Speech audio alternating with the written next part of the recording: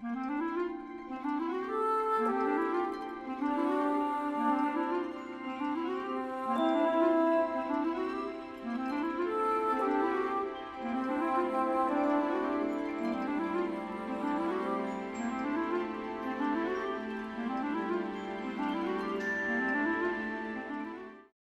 were the main inspirations for you to create this film?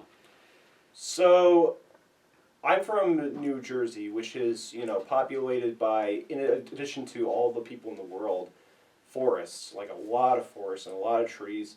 But unfortunately, it seems like we've kind of overpopulated the world. Well, not the world, but like this state. And it's kind of hurted a lot of animals, more specifically deer. And that's kind of what this film is about. And there's no deer in this shot, obviously, but growing up in New Jersey, I always had a soft spot for animals, but it always upsetted me that these animals had no choice but to, find different habitats. And I understand why, but it's unfortunate when you consider that there's so many creatures in the world that should have a better style of living, and unfortunately, we seem to have taken that for granted a lot. There are definitely organizations that are trying to keep us aware of that, but it's gotten to the point where we kind of need stuff like art that people resonate with visually to remind us of that. Absolutely. So the main idea and the main script for this was essentially mostly your idea, but you have collaborators working on this as well. Do you want to share who they are and explain their collaborative efforts? Yeah, being a director, when you have collaborators, when you're just working by yourself, you're only by yourself, so you may not be aware of certain aspects. So one major help that collaborators can give is when something's not quite working in the pacing, or maybe an idea sounds good on paper but it doesn't work in execution. And so many close friends, whether it be my close friend Brendan Creevy or my even my professors in my the thesis class have definitely helped in like structuring my story well. I remember when I pitched the first idea of what this story was about, it was very surreal. So the main deer in the short was actually anthropomorphic, and it also had a fawn who was anthropomorphic. And while it was a good idea on paper, it didn't really quite make sense. I would have had to do a lot more explaining, and you can't really do that in 5 minutes. And the objective for our film was to be 1 minute at least, 5 minutes at most. And there was no way I was going to like add in more logic, and otherwise the film would have fallen apart.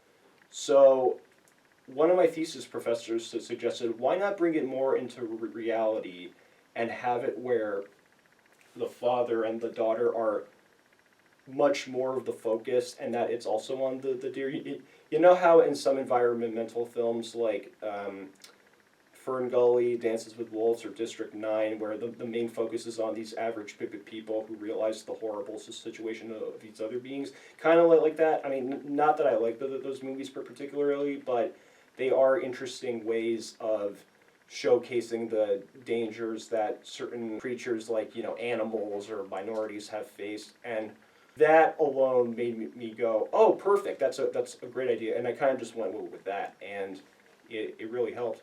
And as for other collaborators, there's definitely some notable ones, mainly close friends.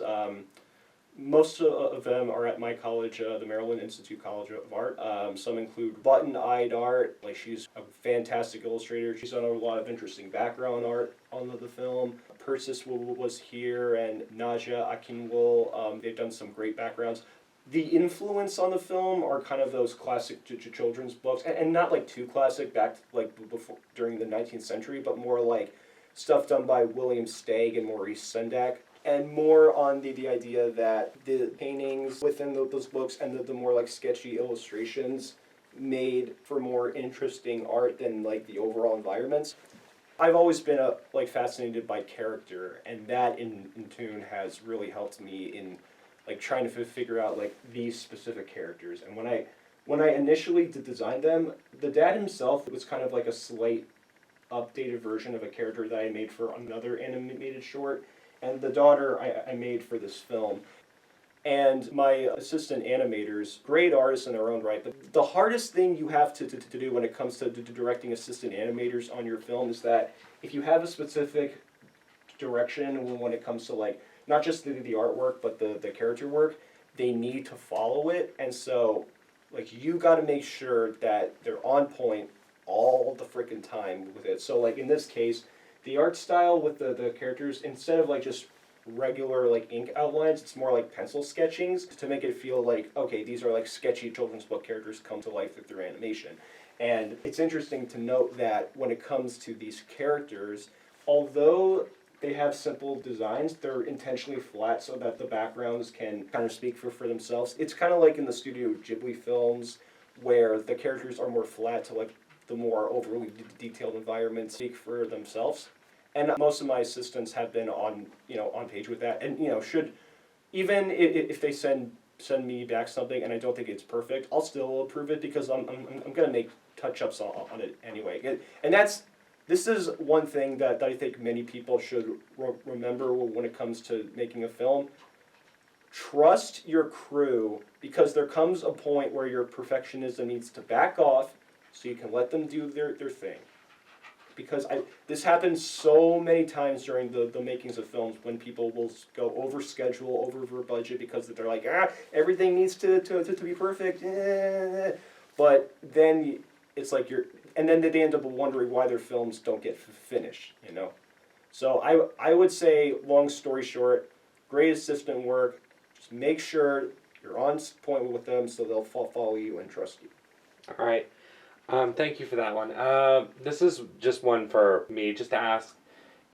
In today's society, we are very politically and socially very active at the moment. There's a lot of things going on in the world, for better or for worse. And your film, at its main core, is about environmental disasters, the pandemic, with efforts being made to try and stop it. How has your creative process been in consideration for the pandemic and how it affects a person's mental stability? That's an interesting question. I am fortunate that I guess I am lucky to have like certain accommodations. Many people during the pandemic either had nowhere to go or just lived in really shitty areas.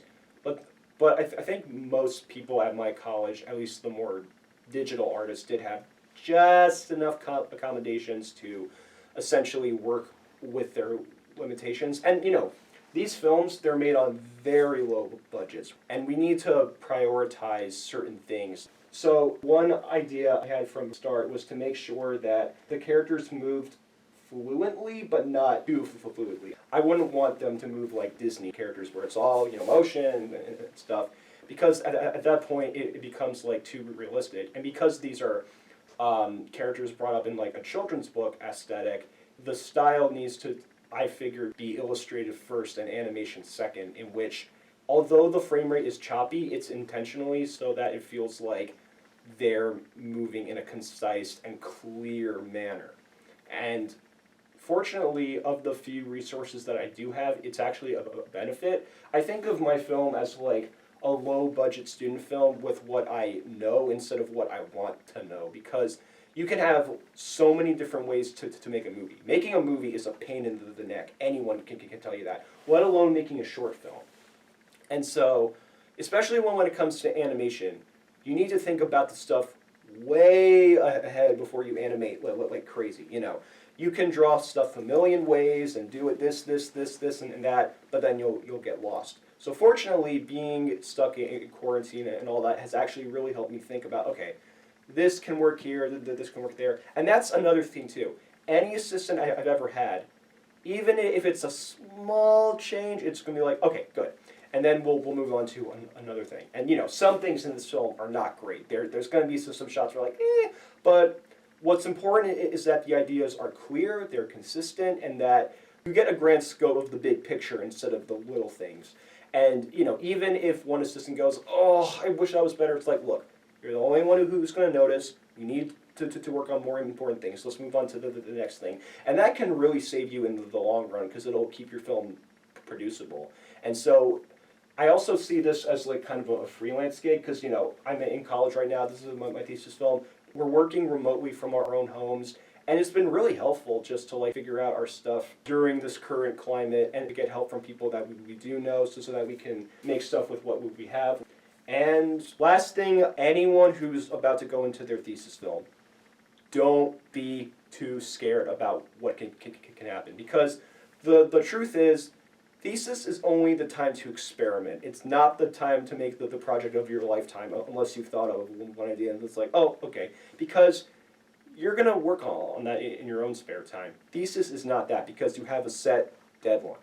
And with any project that they're making for something, whether it be for school or a client, you have to meet those deadlines no matter what. I should know this.